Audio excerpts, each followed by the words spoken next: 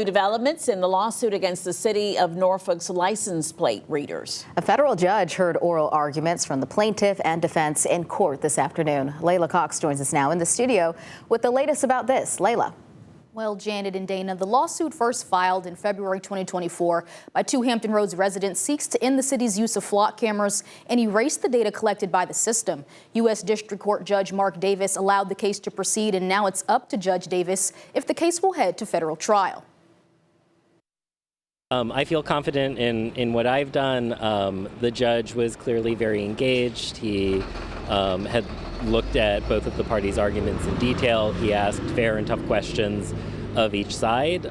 So, we're hopeful. After lengthy oral arguments on both sides of the aisle, attorney Michael Soifer tells 13 News Now the Institute of Justice stands strong in its efforts to push back against what he says is dragnet government surveillance. Our expert, who's a professor of mathematics, was able to mathematically model what these cameras can capture across the city of Norfolk.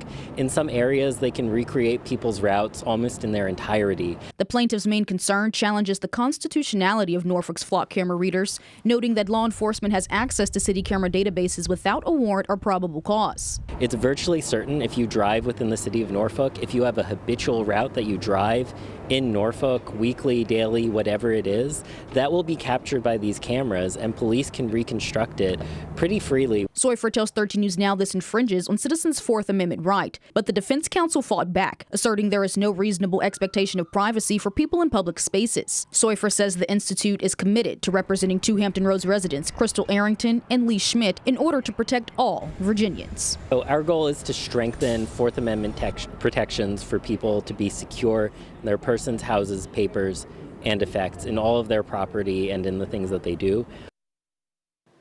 After nearly 3 hours in court, Judge Davis shook the hands of both the plaintiff and defense counsels. Soifer tells 13 News Now he is confident in what his team presented, but will continue to prepare for a potential trial in the coming weeks. Layla Cox, 13 News Now. All right, thanks so much, Layla. If Judge Davis does not rule after Wednesday's oral arguments, the case is scheduled to go to a 3-day trial beginning on February 3rd.